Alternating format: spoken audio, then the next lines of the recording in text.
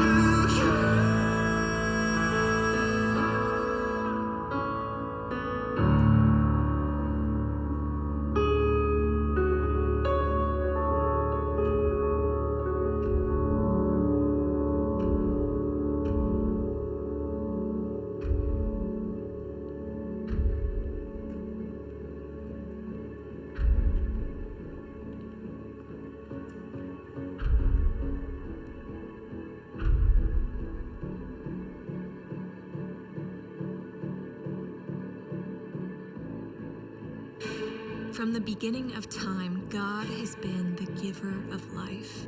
God framed the beauty of this love in a garden where every good thing was true and every true thing was good. But with one bite, sin entered the world. Like a virus, it infected everyone. Sin separated us from God and from each other. One bite brought distance, destruction, darkness, and death. The curse of sin consumed us. But God so loved the world that he sent his only Son to reverse the curse by hanging on a cross. A crown of sin and death was placed on the King of life. He died and was buried. And for 3 days it seemed that death might have won. But on the third day, Jesus robbed the grave and rose from the dead. There is no distance that can hold back the power of God, no virus that can threaten the life that he brings. And so we say, death, where is your victory? Grave, where is your sting? Sin does not have the final word. Jesus is the grave robber, the life giver, the curse reverser. He is risen, and everything sad is coming untrue.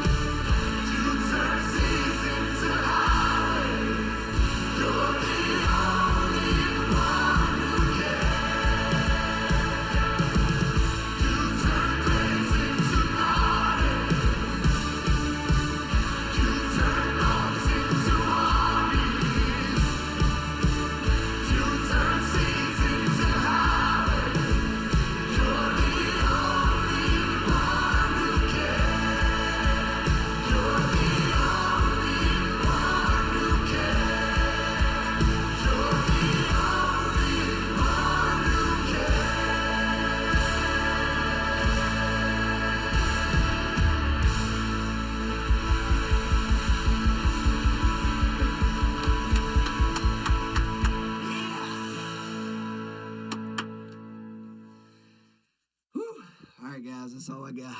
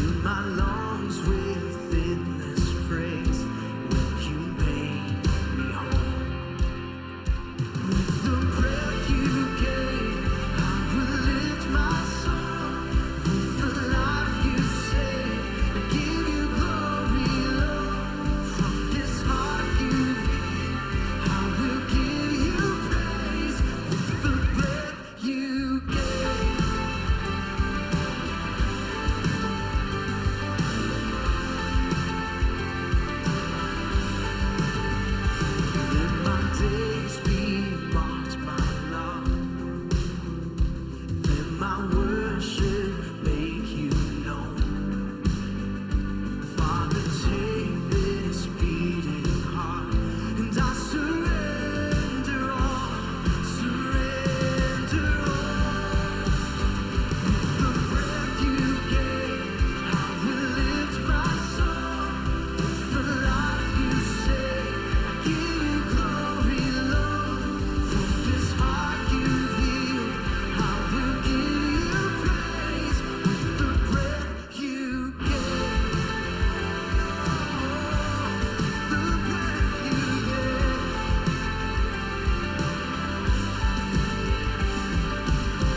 I've seen your mercy, your loving kindness. Can't help but praise you. I won't stay silent. I've seen your mercy, your loving kindness. Can't help but praise you. I won't stay silent. I've seen your mercy, your loving kindness. Can't help but praise you. I won't stay silent. I've seen your mercy, your loving kindness. Can't help but praise you. I won't stay silent. I won't stay silent. With the breath you gave, I will lift my song. With the life you saved, I give you glory, Lord. And from this heart you healed, and I will give you praise. With the breath you gave, and I will lift my song.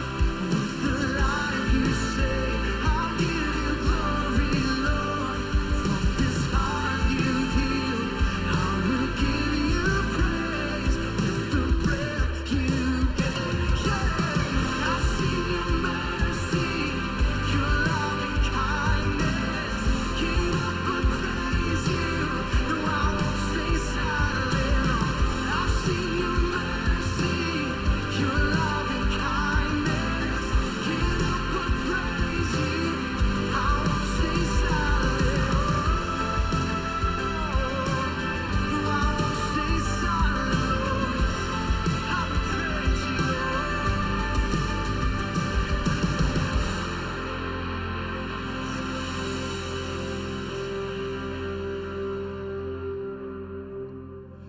In Matthew, the 18th chapter, verse 20, Jesus said, "Where 2 or 3 come together in my name, there I am with them."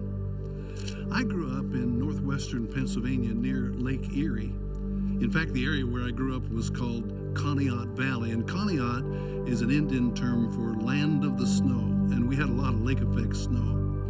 But my parents were godly people who took us to church Sunday morning, Sunday night, Wednesday night, every time the doors were open, even though the church was 15 miles away. One Sunday morning, however, we awakened to 17 inches of snow that had fallen during the night, and my brother and I thought, at least today we don't have to go to church. Not so. My dad packed all 6 children into the car, and we began to plow through the snow toward church. We got a half mile from our house and got stuck. Car wouldn't budge. So the whole family trudged back home, and on the way home, my brother and I exchanged glances. We didn't have to go to church. Maybe we could go up in the barn and shoot basketball. Not so. My dad sat us down in the living room, and though he wasn't a preacher, he took out the Bible and started to read it and try to explain it.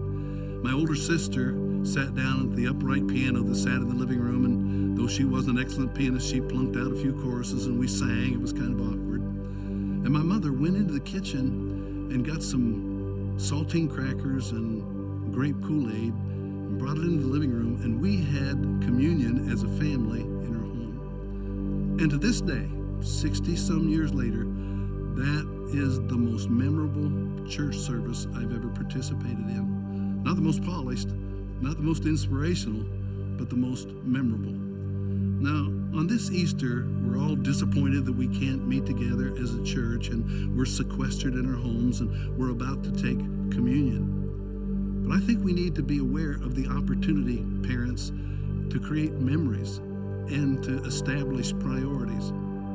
Maybe 20 years from now, some of your kids will be saying, remember that time in the coronavirus when we couldn't meet in church and we worshiped together in the house, we watched online, and we prayed together afterward, and Dad got so choked up that he couldn't pray? And then they'll say, you know, I don't know that I've ever felt closer to my family or closer to God than I did that day. In the book of Acts, the 2nd chapter, the Bible tells us that the early church began with 3,000 people. But Acts, the 2nd chapter, verse 46 says, they continued to meet together in the temple courts, and they broke bread in their homes and ate together with glad and sincere hearts. So when the church meets in a massive auditorium, it's a church meeting together to worship. But when the church meets in homes, in small groups, it's still the church, because Jesus said, where 2 or 3 are gathered together in my name, I'm right there in the midst. Now, maybe you're watching today and you're all alone, but you're still a part of the church. As you take communion, you're taking with thousands of people across the city and millions around the world, and you're not alone, because Jesus said, never will I leave you, never will I forsake you. I had a friend who was a missionary to the Kiamichi Mountain Indians in Oklahoma, and he said he went down a secluded lane, and at the end there was this rustic old log cabin, and sitting on the front porch in a rocking chair was an elderly Native American widow. And he called out to her, "You all alone, ma'am?" And she smiled a little and said, "Just me and Jesus, son. Just me and Jesus." Regardless of the number, it's you and Jesus. And as you partake today, remember the Lord's body was broken for you. His blood was shed for you. And if you don't have the emblems, take them in your imagination. And you give thanks that Christ's death on the cross paid the price for your sin as you trust in Him. And Christ's conquering of the grave assures you that through His power, you can do it too.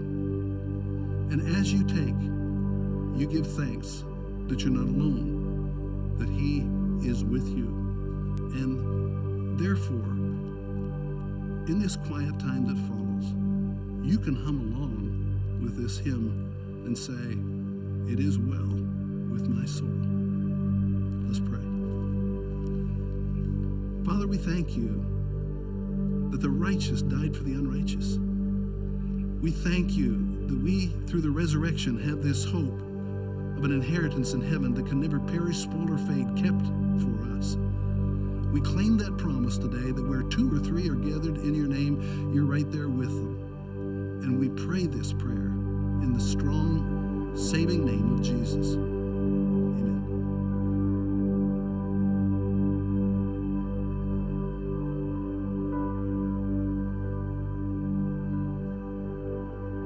When peace like a river attendeth my way, when sorrows like sea billows roll, whatever my lot, thou hast taught me to say, it is well with my soul. It is well with my soul.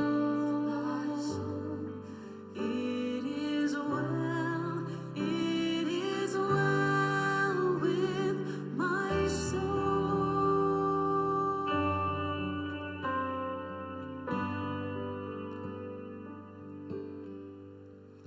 My sin, oh, the bliss of this glorious thought.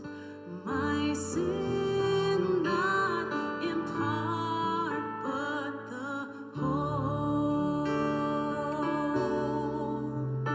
is nailed to the cross, and I bear it no more. Praise the Lord, praise the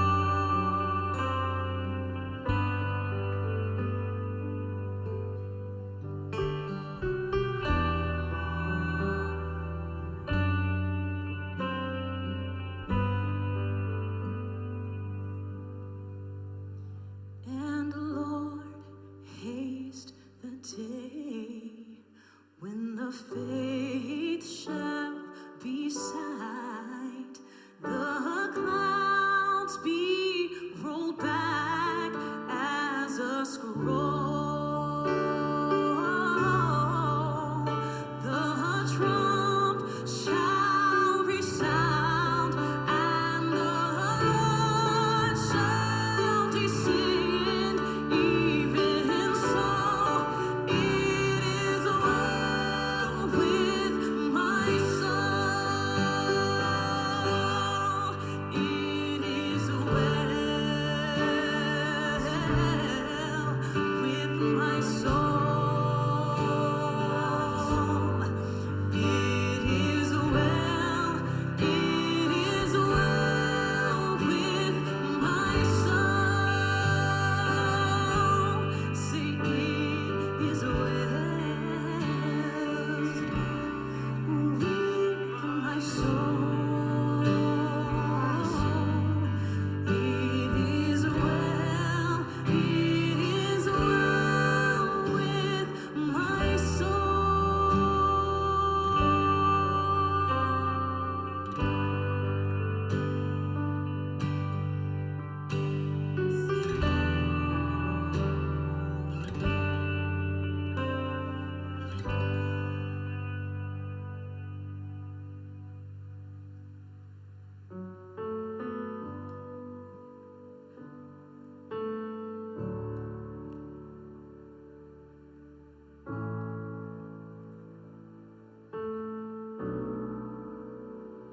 You are here, moving in our midst.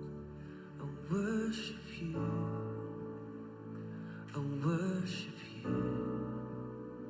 And you are here, working in this place. I worship you. I worship you. You are waymaker, miracle worker, promise keeper, light in the darkness. My God, that is who you are. You are waymaker, miracle worker, promise keeper, light in the darkness. My God, that is who you are. And you are here, touching every heart. I worship you. I worship you. And you are here, healing every heart. I worship you. I worship you. And you are here, turning lives around. I worship you. I worship you. Oh, you are here, mending every heart. And I worship you. Oh, worship you. You are waymaker, miracle worker, promise keeper, light in the darkness. My God, that is who you are. You are waymaker, miracle worker, promise keeper, light in the darkness. My God, that is who you are. That is who you are. That is who you are. That is who you are. That is who you are. That is who you are. That is who you are. That is who you are. That is who you are.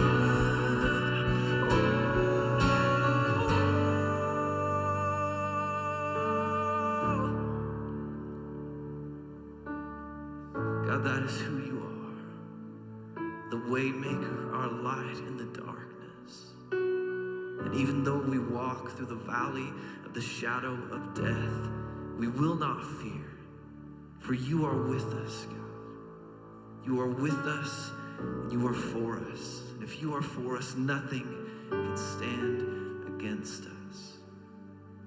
heal our city, heal our nation, God, and heal this world that you hold in your hands. We may not be able to see it, but we believe with all that we are that you are working, that you are moving, God. We worship you in this place. Have your way, Jesus. Move,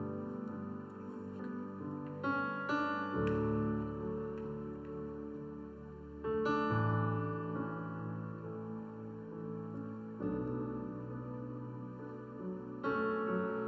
Even when I don't see it, you're working. Even when I don't feel it, you're working.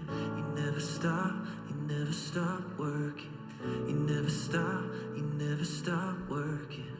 Even when I don't see it, you're working. Even when I don't feel it, you're working. You never stop working. You never stop working. Even when I don't see it, you're working. Even when I don't feel it, you're working. You never stop working. You never stop working. And even when I don't see it, you're working. Even when I don't feel it, you're working. You never stop working.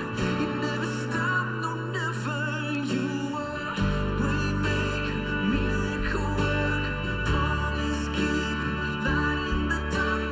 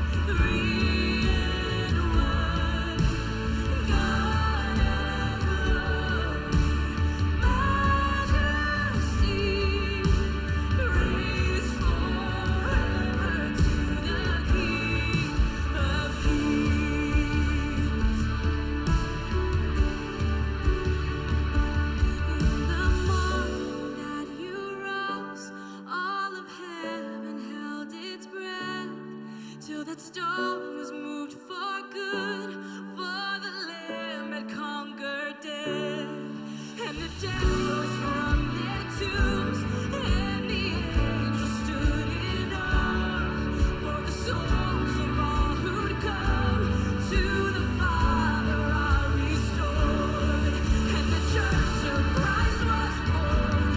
Then the Spirit lit the flame. Now this gospel truth above shall not kneel, shall not fade.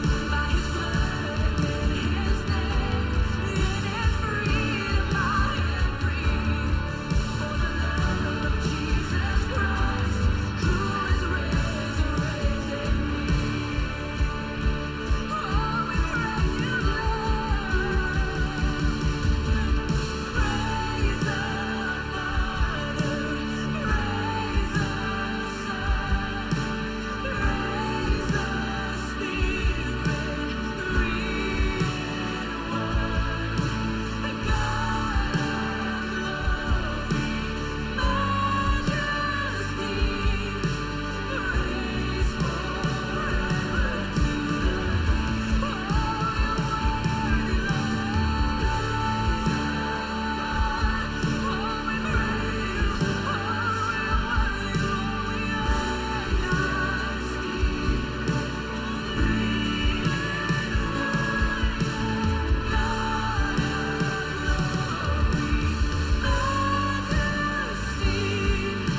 praise forever to the King.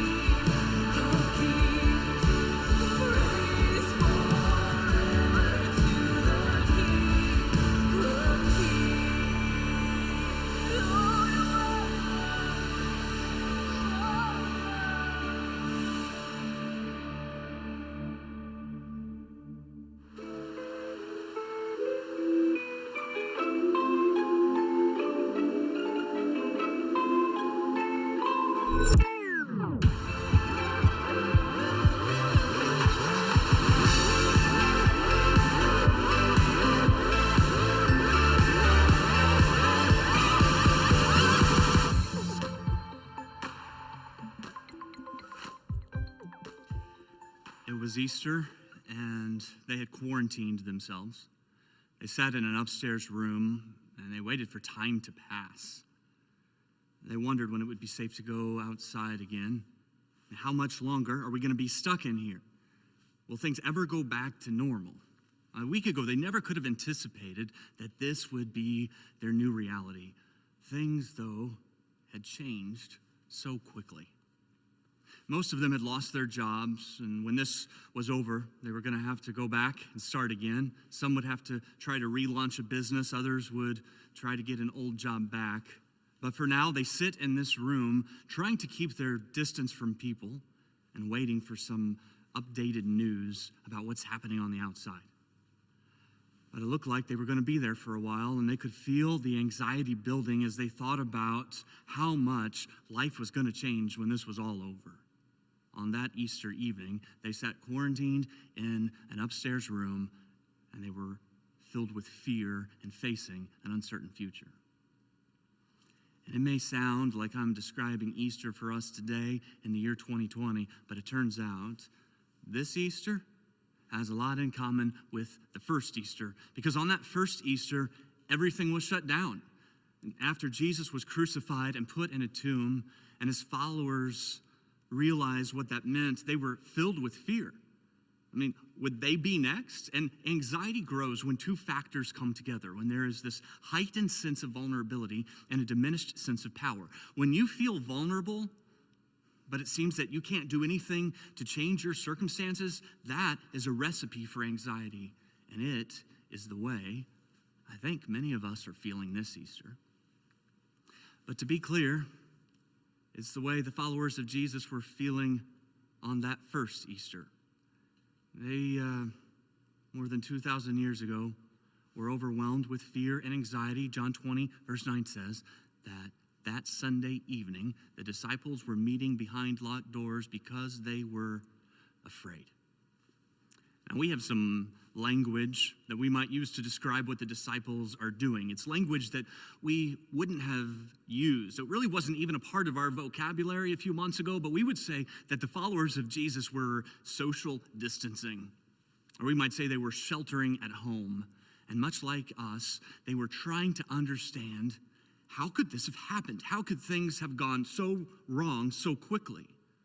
Because just a week before, they had entered the city of Jerusalem with Jesus on a donkey, and the people were worshiping him.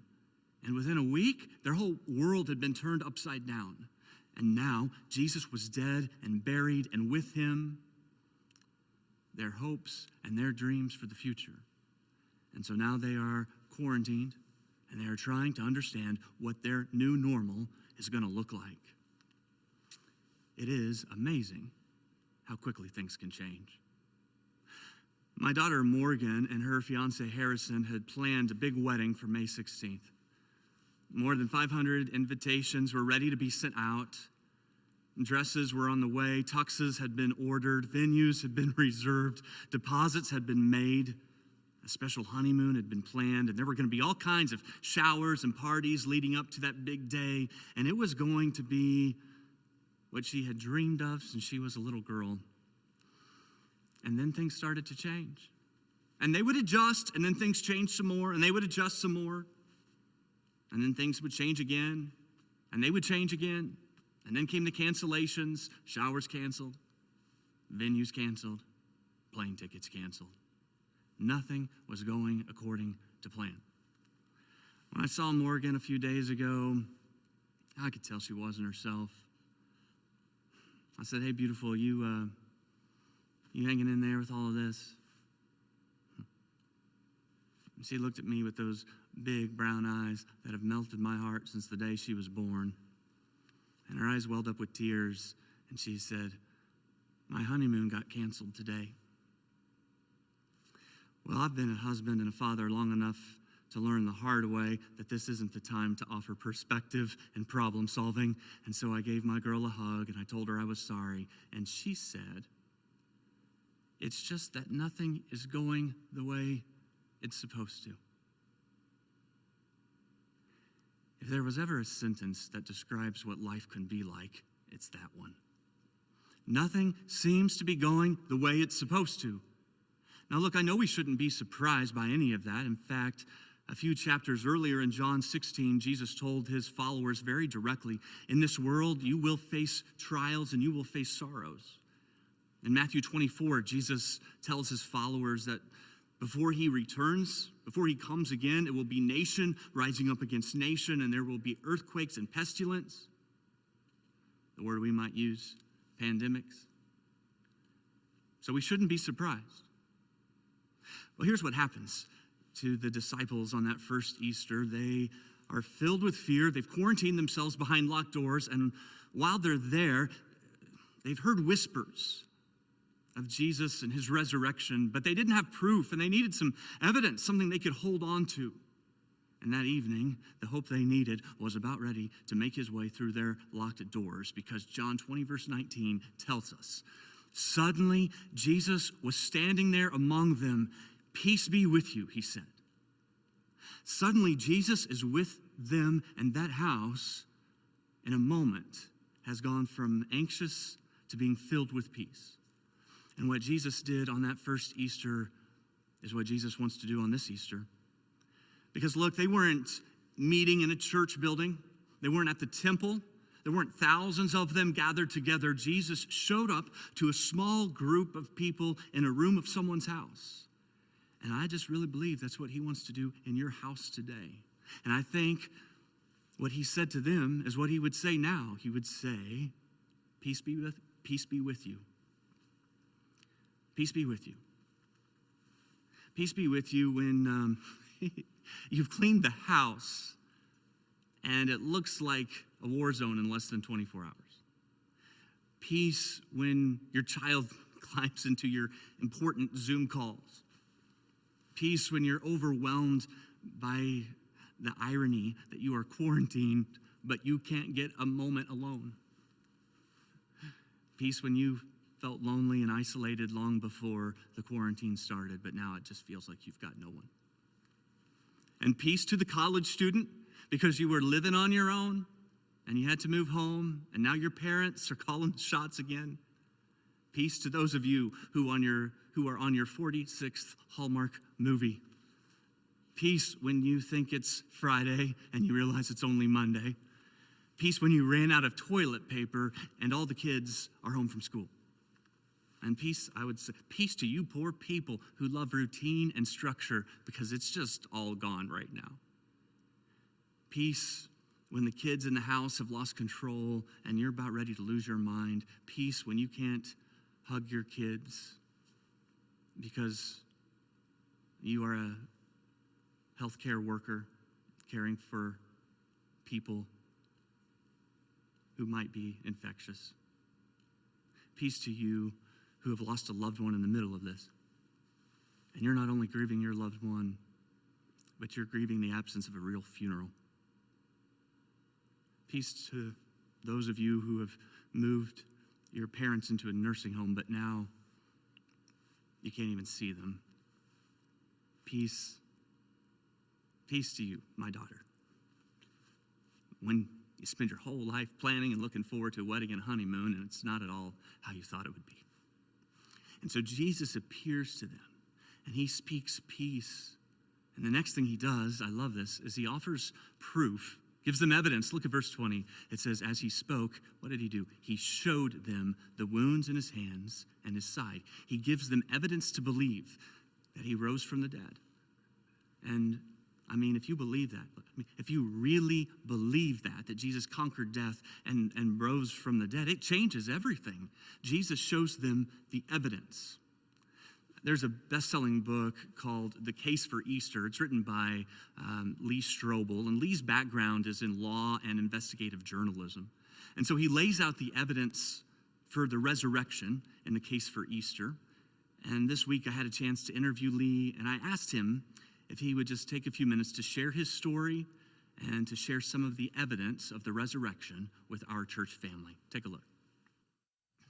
Hey, Lee, thank you for joining us. So one of the things I love about The Case for Easter is that you didn't write that as a seminary professor or as even a theological student or as a pastor. You were a cynic at the time you were researching that book. So tell us about that time in your life and how you decided to write a book and study the resurrection.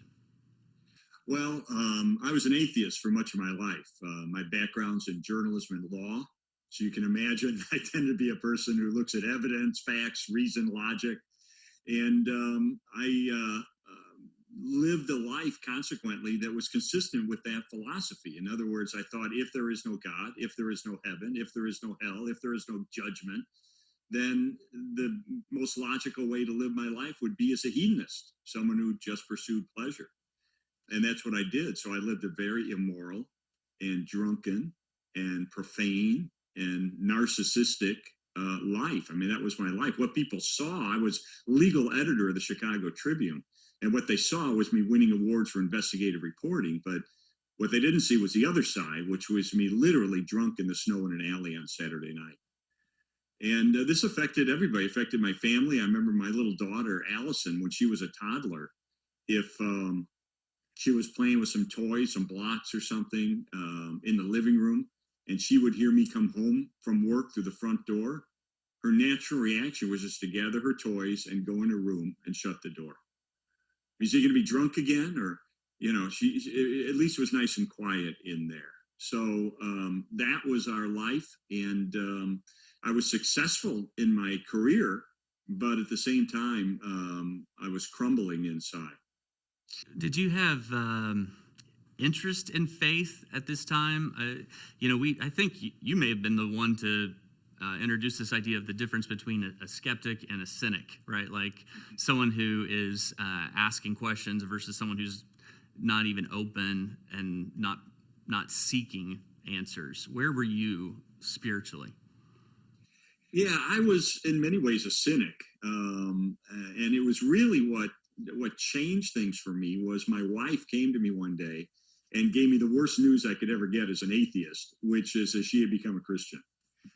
She had met a woman named Linda, who was a Christian and a nurse. They became best friends. Linda shared Jesus with her, brought her to church. Leslie asked a lot of questions and ended up coming to faith. And I thought, oh no. I mean, literally, the first word that went through my mind was divorce. I was going to walk out. In fact, she had just planted a flower garden in our backyard, and I had to go mow the lawn right after she told me. So I mowed down all her flowers that she had planted. I was just so mad.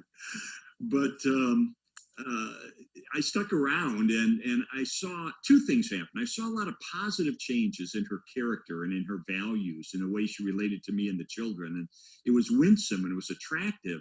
But at the same time, I wanted our old life back. I wanted my old Leslie back. And so I thought, well, wait a minute. What if I disproved Christianity?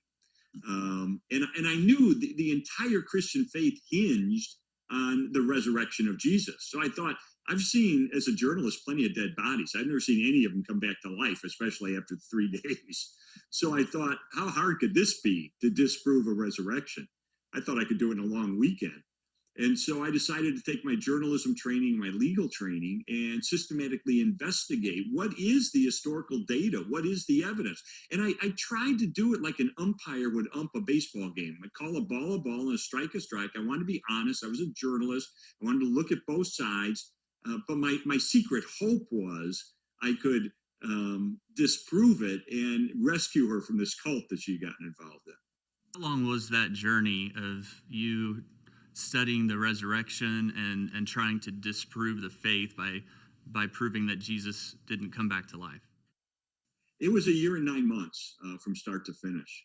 And it was a cumulative case. So over time, I got a little bit of evidence at a time, a few facts, few more facts. And of course, as a journalist, I was trained to investigate things. That's what I did.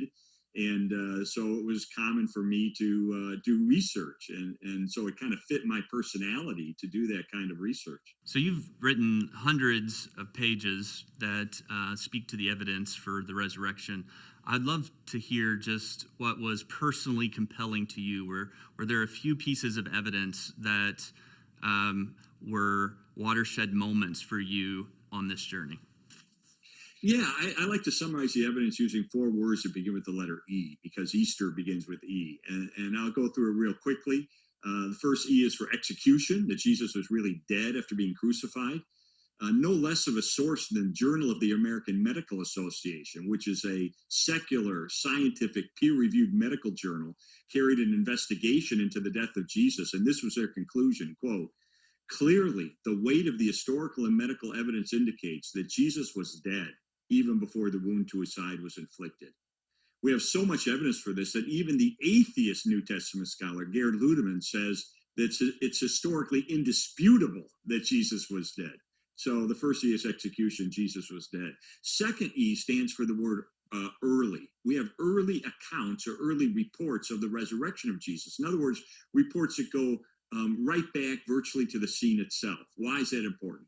Because I used to think, like a lot of skeptics, that the resurrection was a legend. And I knew it took time for legend to develop the ancient world. So I figured 100, 150 years after the life of Jesus, legends developed, and that's where the idea of the resurrection came from.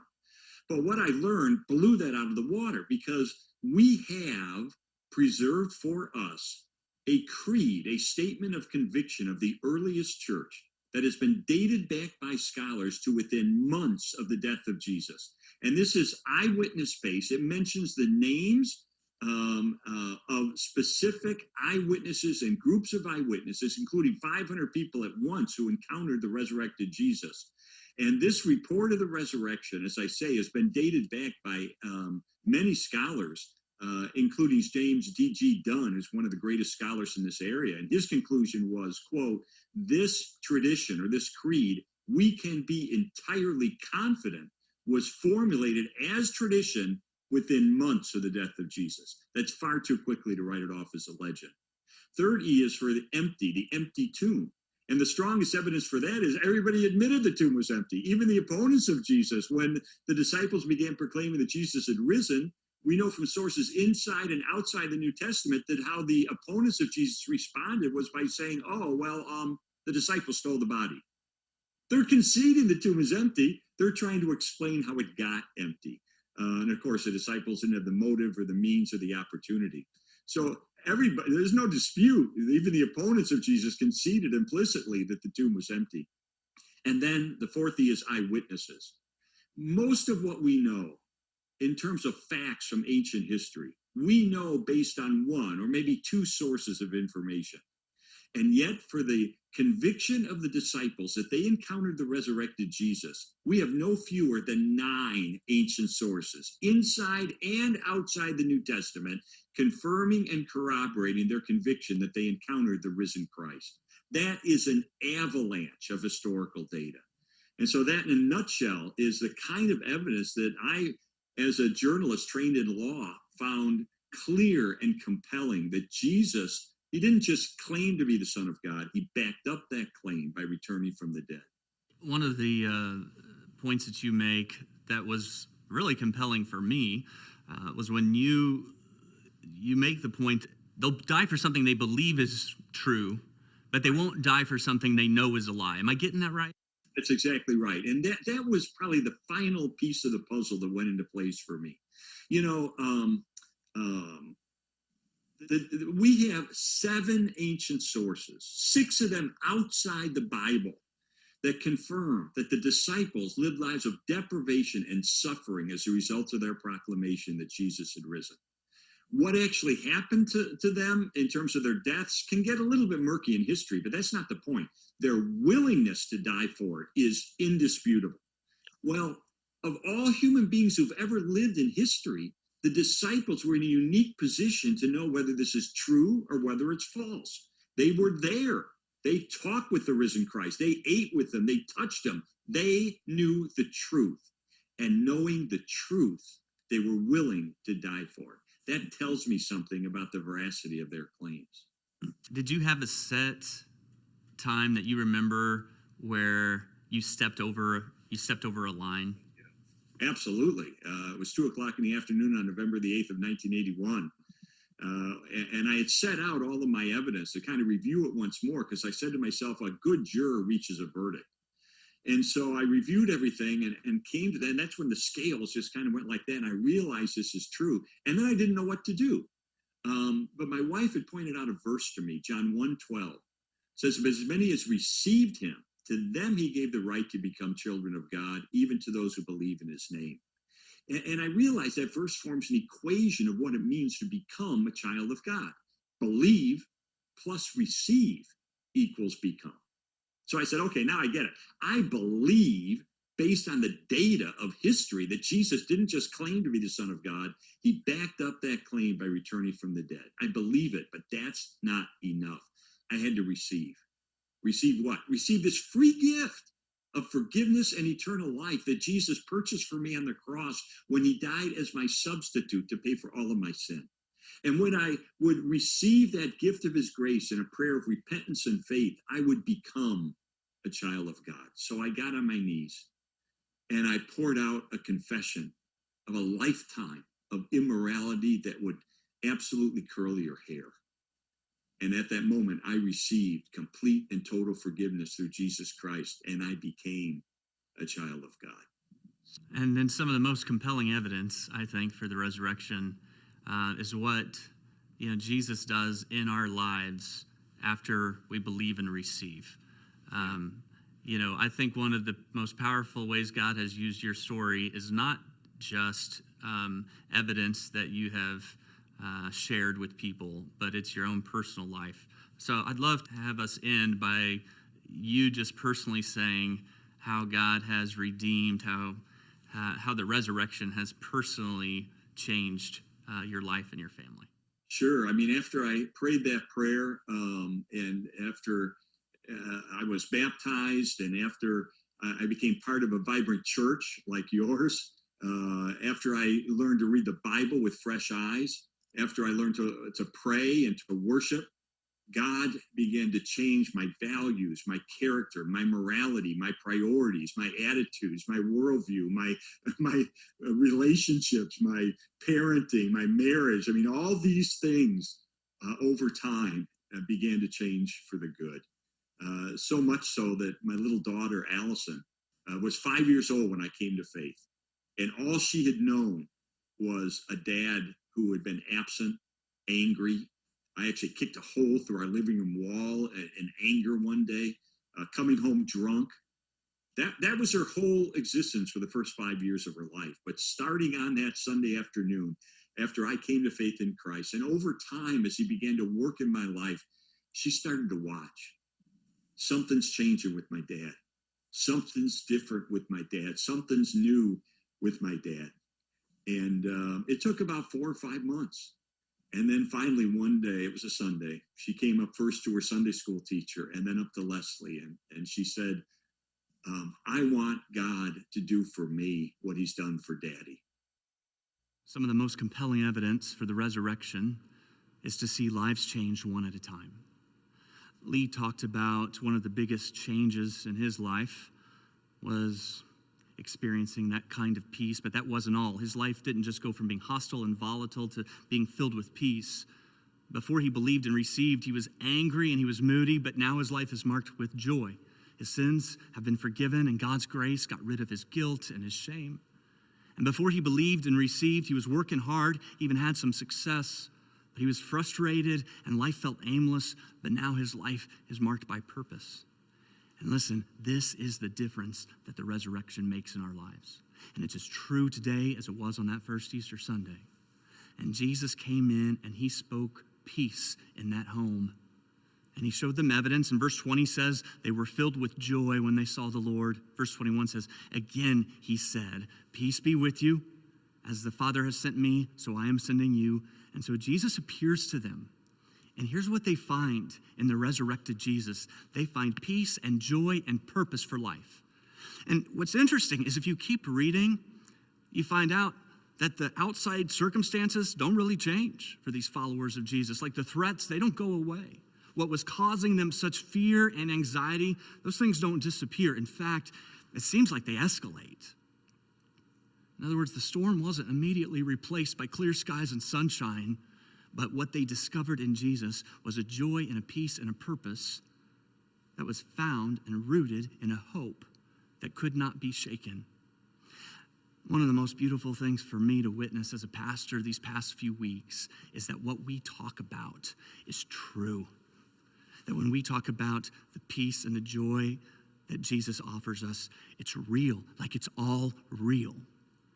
And I've seen so much evidence of that in the middle of a pandemic where the world feels overwhelmed with fear and they're upset and they're disillusioned because of what they've lost, I have seen follower after follower of Jesus living with peace and joy and purpose. People like Paige, a Southeast member, who met a blind 90-year-old veteran who had no way of getting groceries.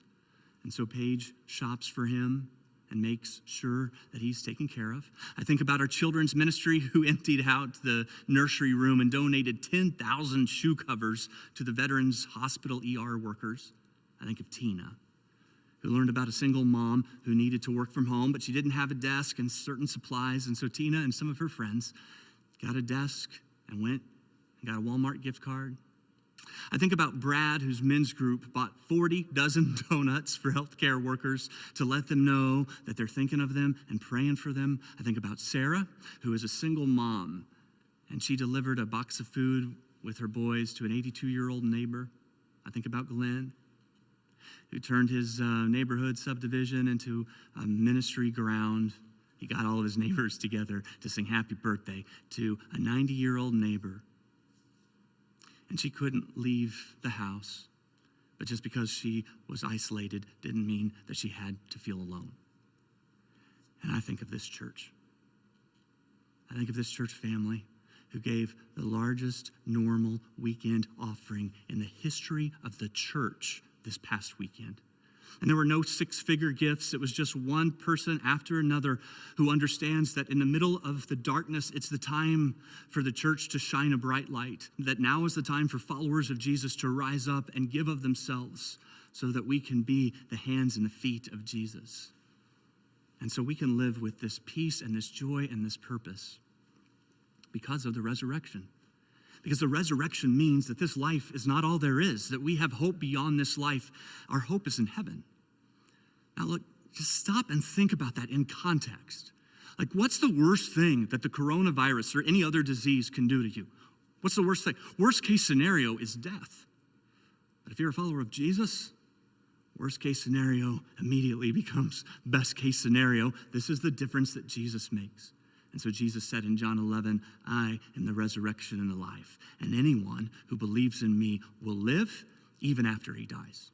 And so Paul says in 1 Corinthians 15, then where, O death, is your victory? And where, O grave, is your sting?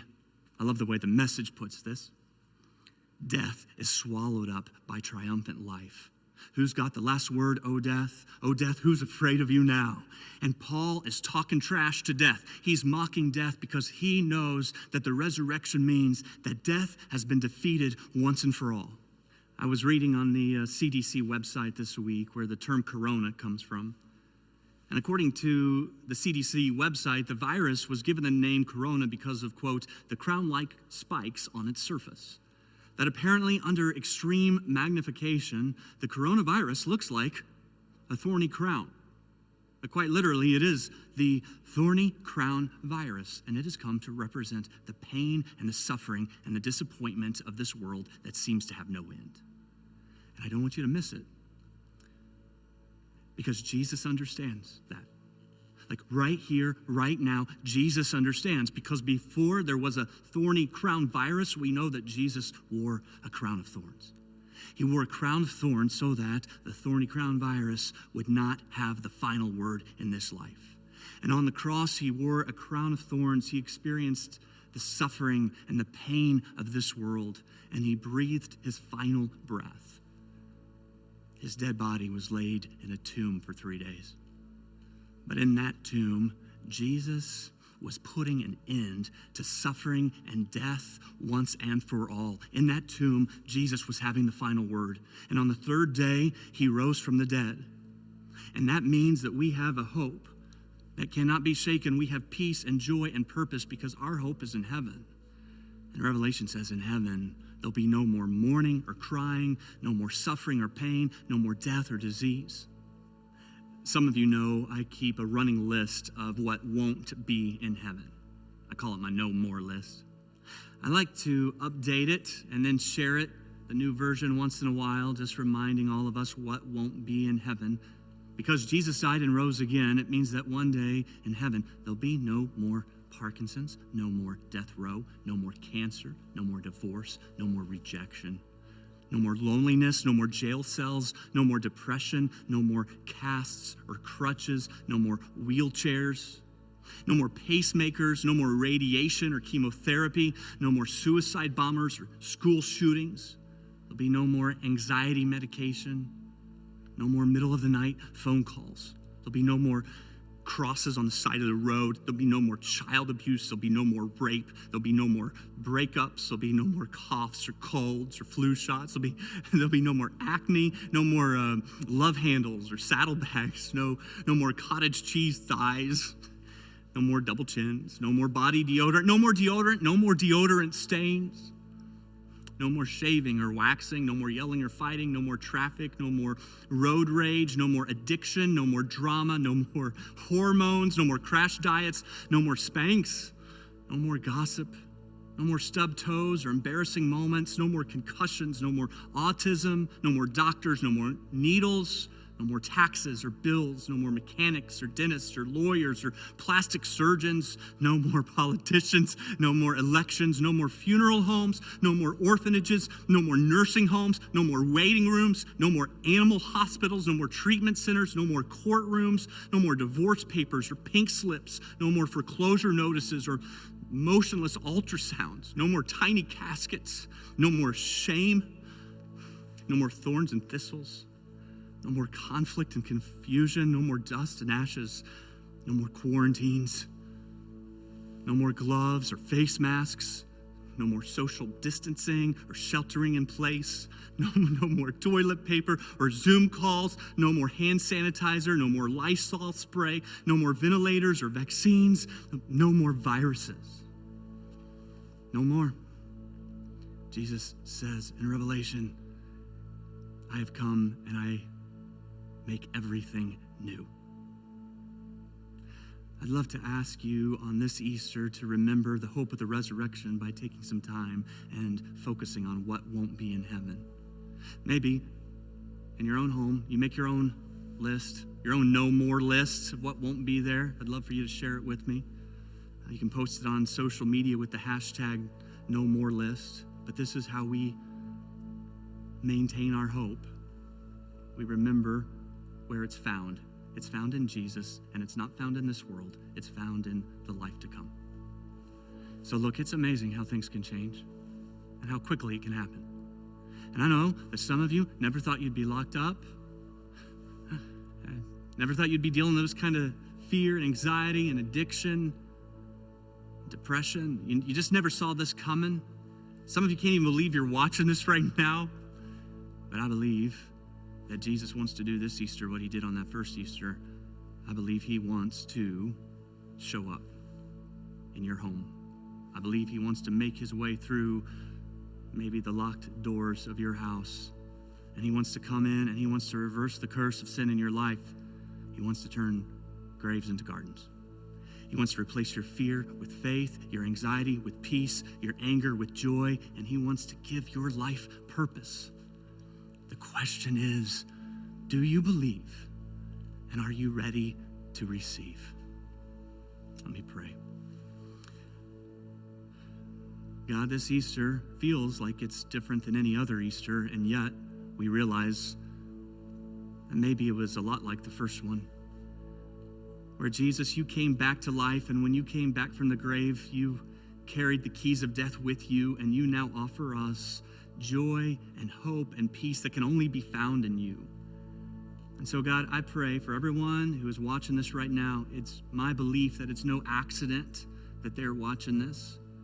I pray that you would show up in their home and that you would speak peace and joy and purpose into their lives, that they would find in you what they have been looking for. Jesus, I thank you for your grace that meets us right where we are.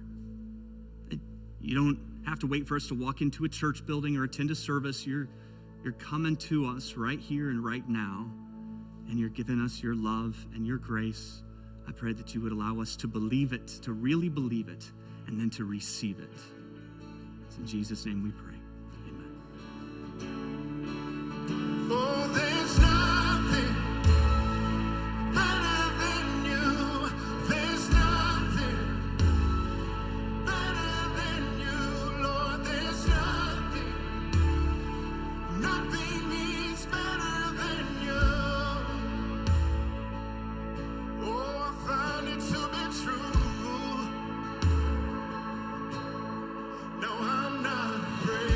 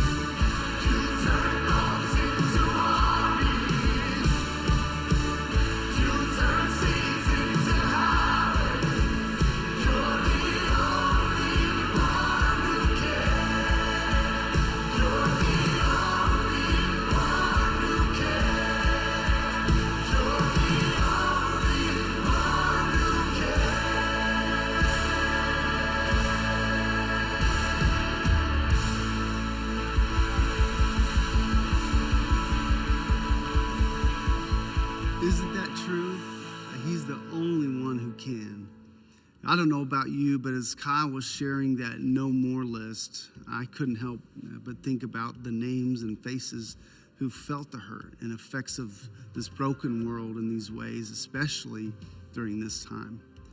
But as a church, can I just encourage you this Easter to continue partnering with God and doing whatever we can to eliminate no more lists?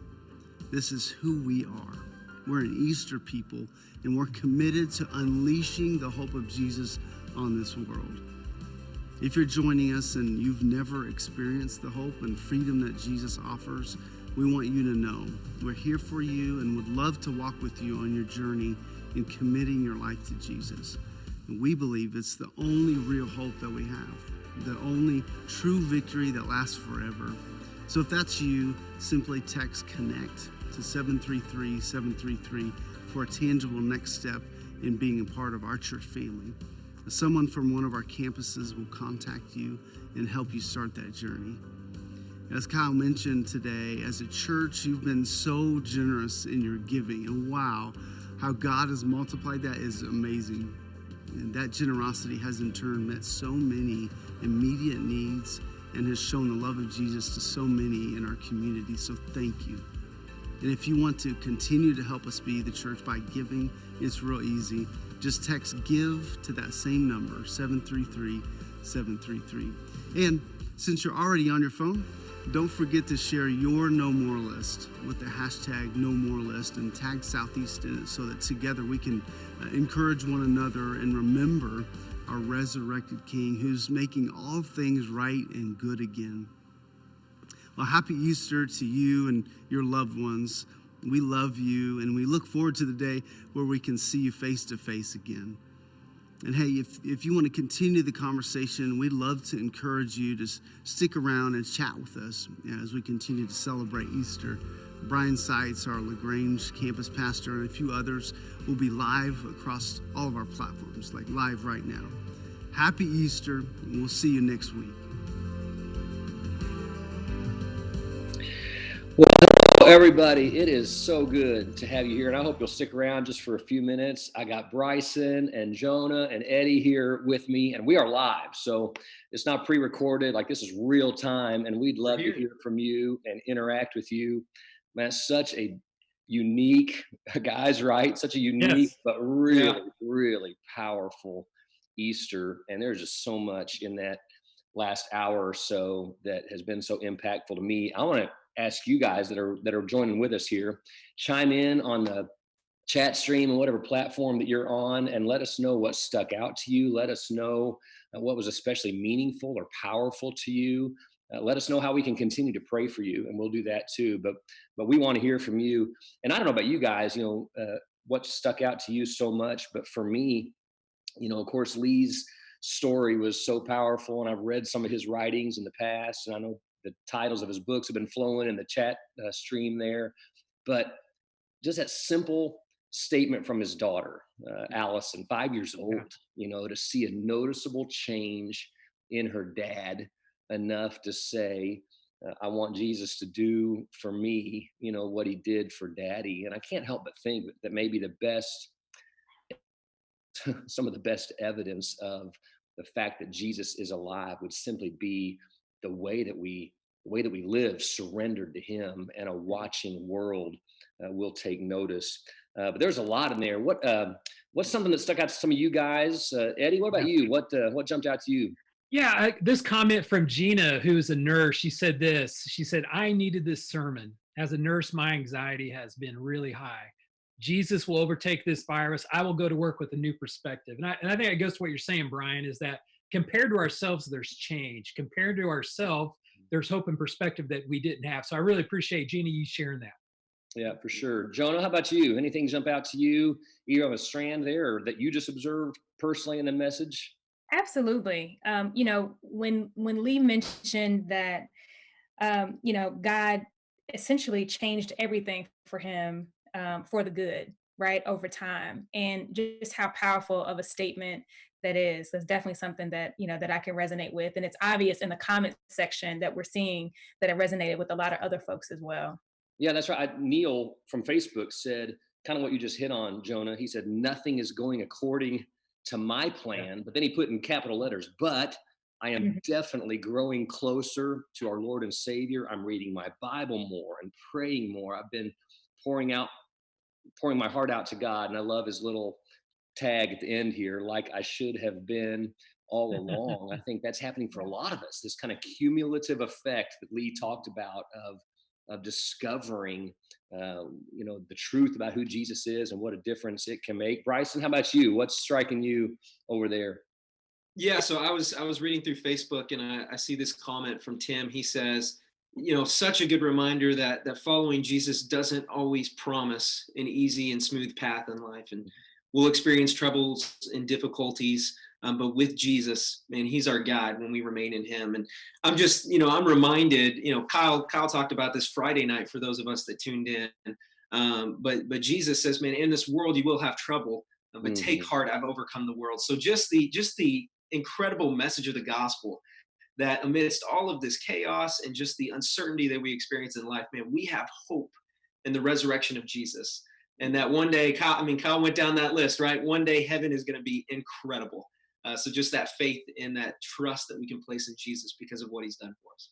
That's right. Just that whole idea that we shouldn't be surprised. I think Kyle said, that Jesus mentioned we'd have trouble, so we should not be surprised. But I also loved that when Jesus appeared to the disciples, the first thing he did is said, peace. I'm speaking peace right into your anxiety.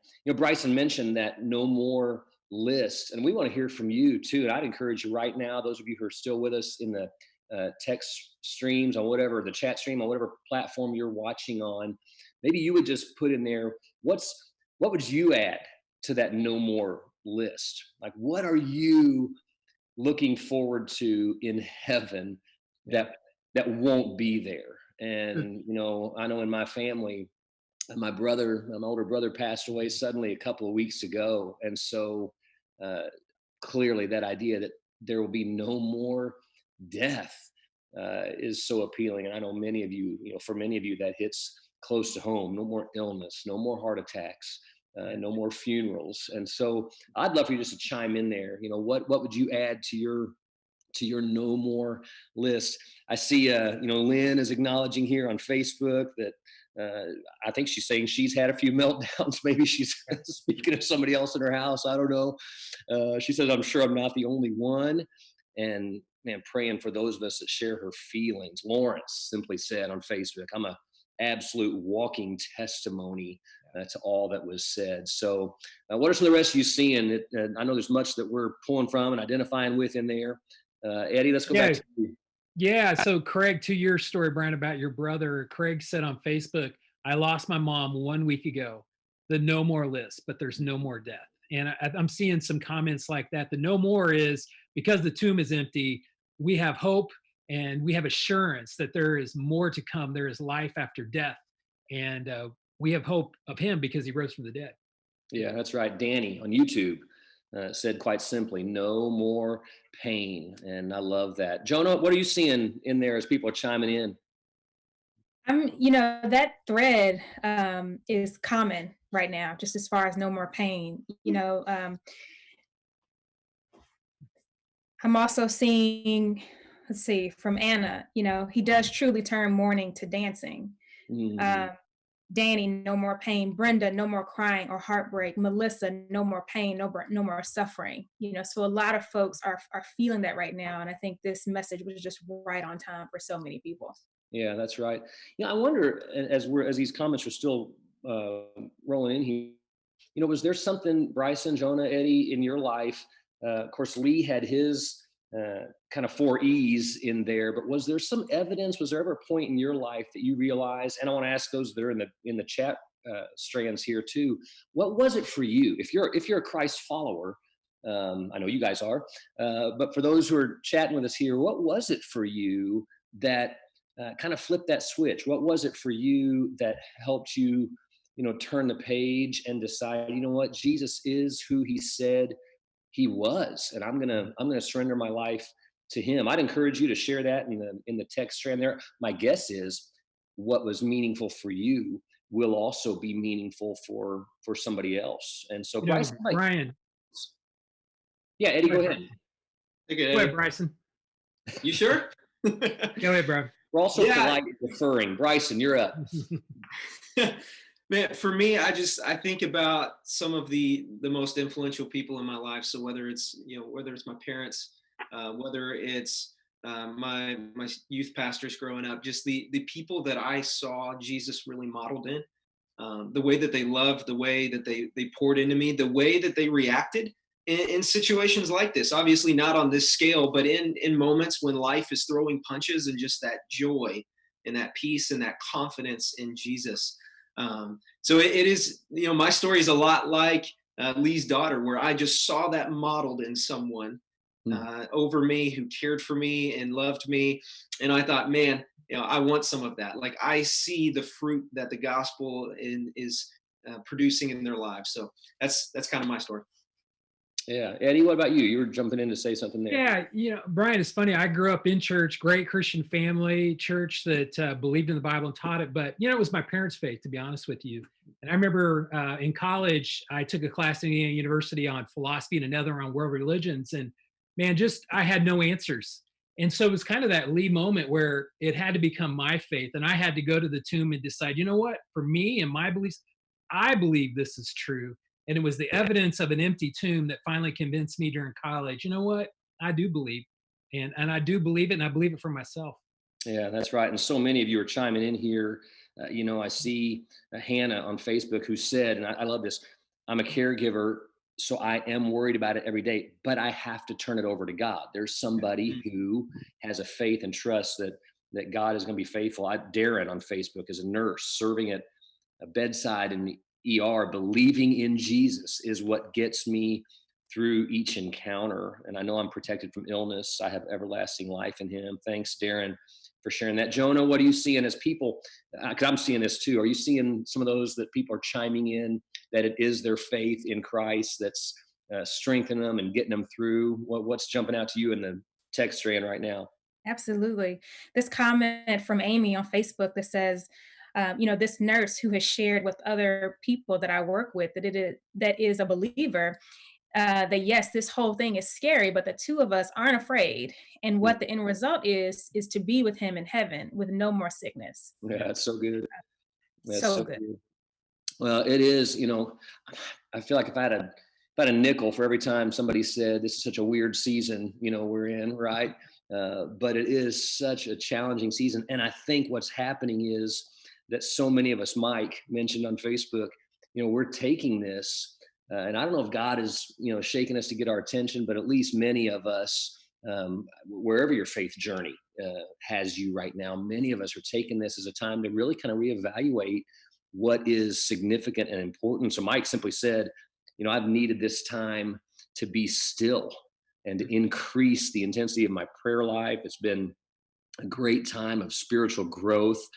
And I love, I think it was on Facebook here as well, Michael, who said these past few weeks have been such a humbling experience, that's for sure. But worshiping in our homes because we're not allowed to gather in person by government rule, taking communion with water and 2-year-old crackers. Brother, we need to get you some fresh crackers. God's church building being empty on the same morning the tomb became empty. Such powerful symbolism.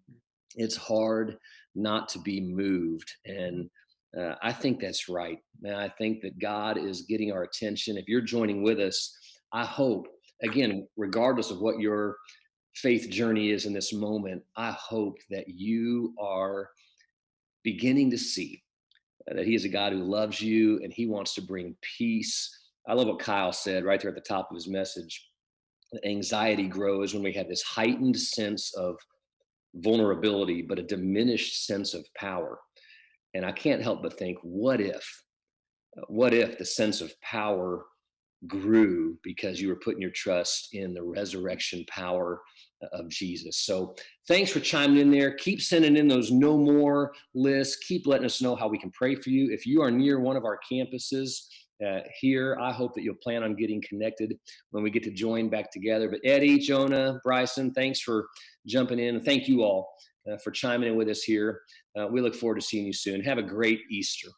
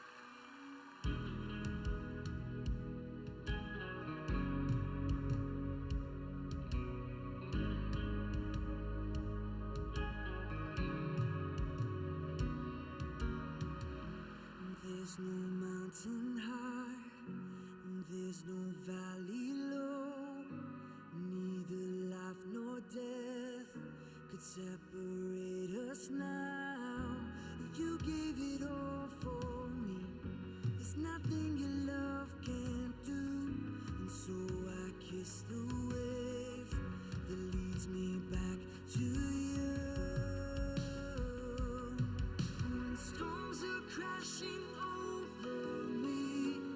I'm surrounded by your grace, standing on the name of Jesus. When storms are crashing over me, and Jesus, you're my living hope, the anchor for my soul forever.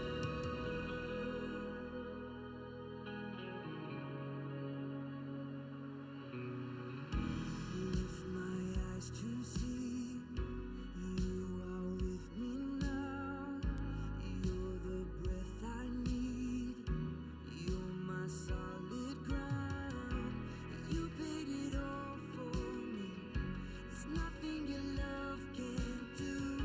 And so I kiss the wave that leads me back to you.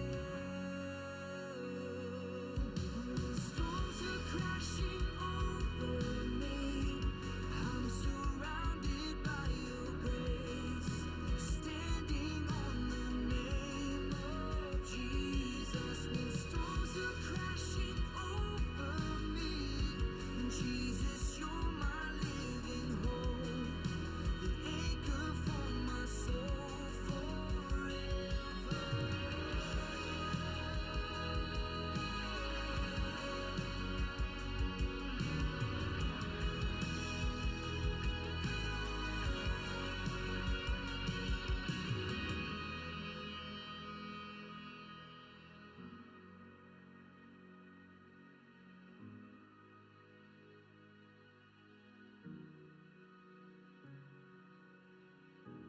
Rock of ages, clear for me. Let me hide myself in you. Nothing in my hand I bring to the cross I cling. Rock of ages, clear